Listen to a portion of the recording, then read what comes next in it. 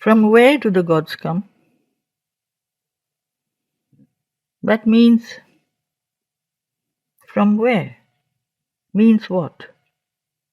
What is their origin? Who has formed them? But everything comes from the one origin, from the Supreme, the gods also.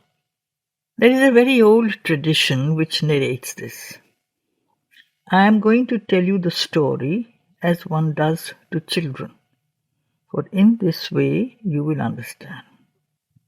One day, God decided to exteriorize himself, objectivise himself, in order to have the joy of knowing himself in detail.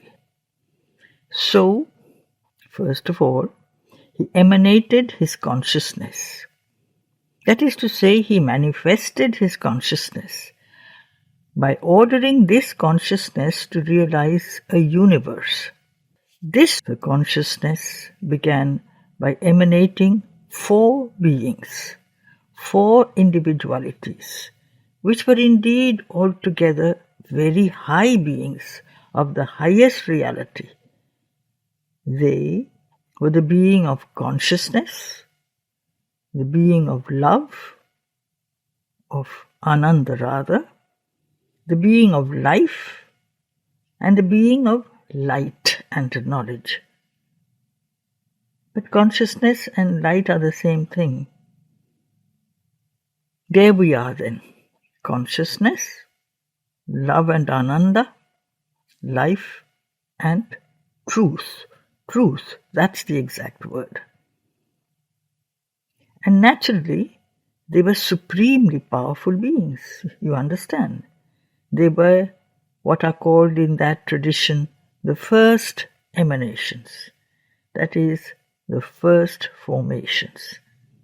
And each one became very conscious of its qualities, its power, its capacities, its possibilities, and suddenly forgot, each in its own way, that it was only an emanation and an incarnation of the Supreme.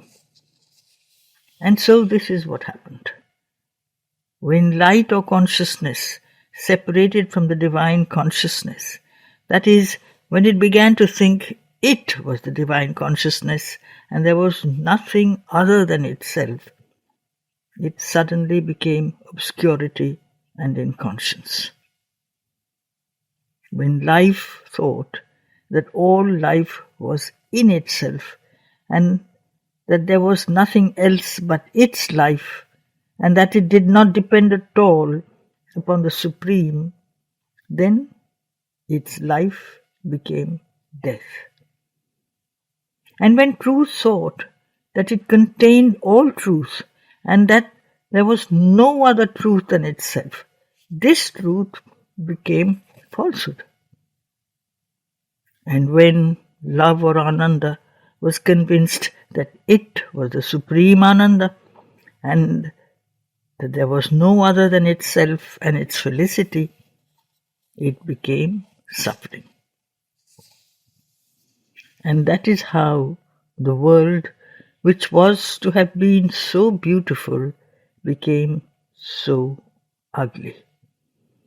Now, that consciousness, if you like to call it the Divine Mother, the Supreme Consciousness, when she saw this, she was very disturbed.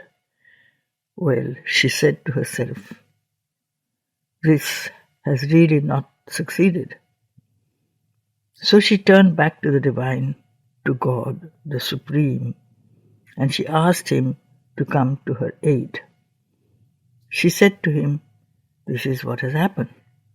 Now what is to be done? He said, begin again, but try to manage in such a way that the beings do not become so independent. They must remain in contact with you and through you with me. And it was thus that she created the gods, who were quite docile and not so proud, and who began the creation of the world. But as the others had come before them, at every step the gods met the others.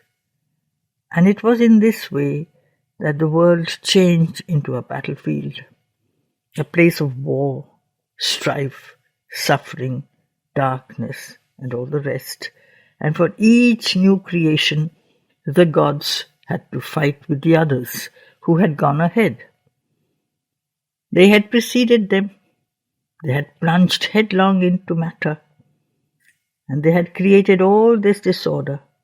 And the gods had to put straight all this confusion. That is where the gods came from. They are the second emanations.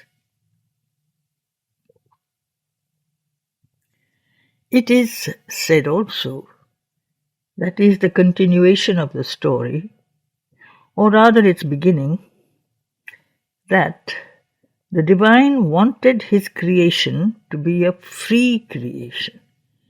He wanted all that went forth from him to be absolutely independent and free in order to be able to unite with him in freedom, not through compulsion. He did not want that they should be compelled to be faithful, compelled to be conscious, compelled to be obedient. They had to do it spontaneously, through the knowledge and conviction that that was much better. So this world was created as a world of total freedom, freedom of choice. And it is in this way that at every moment everyone has the freedom of choice, but with all the consequences. If one chooses well, it is good. But if one chooses ill, well, what's to happen, happens. That is what has happened. If one knows how to see the truth behind the symbols, one understands everything. Even with what I have told you, which seems like a little story for children, even like that, if you understand what I have told you and the meaning of what I have told you, you can have the secret of things.